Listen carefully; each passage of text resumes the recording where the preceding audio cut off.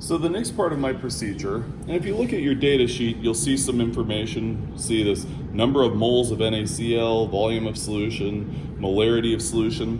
I'm going to get into those calculations at a later point in this video. Right now what I want to focus on is actually doing the procedure.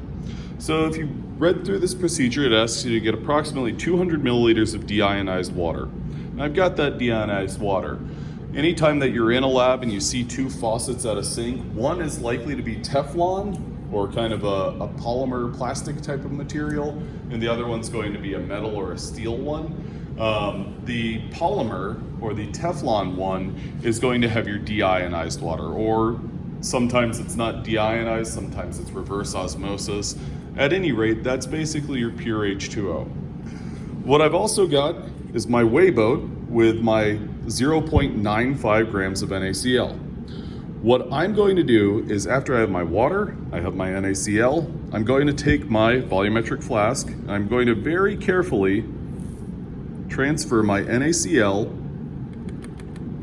into my round bottom flask, or my volumetric flask, not round bottom flask, my volumetric flask. Then what I'm going to do is I'm going to transfer, well, what I'm going to aim to do is basically fill this bulb about halfway up with deionized water.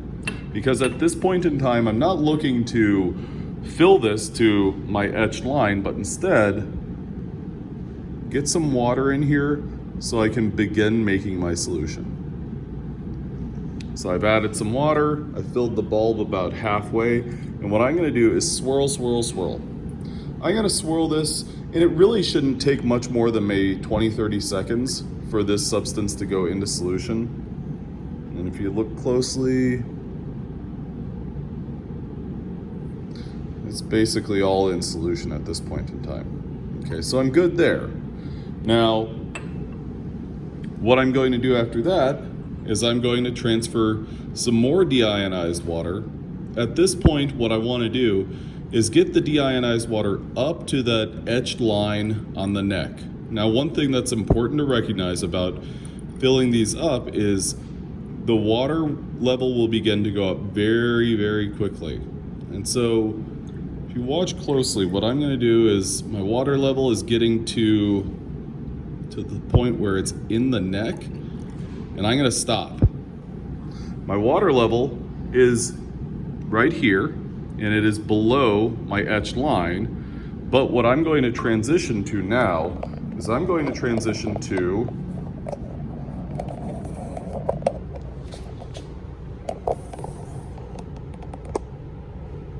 using a transfer pipette, one of these,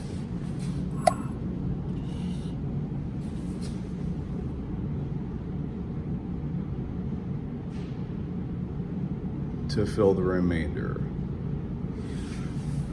And whenever I'm almost there, oh, one more drop. There we go.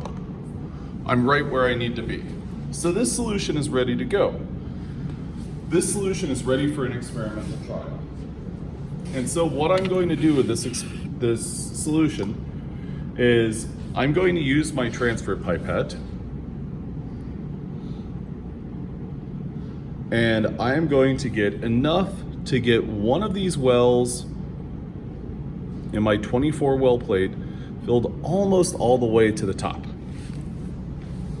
What I will do now is get my battery,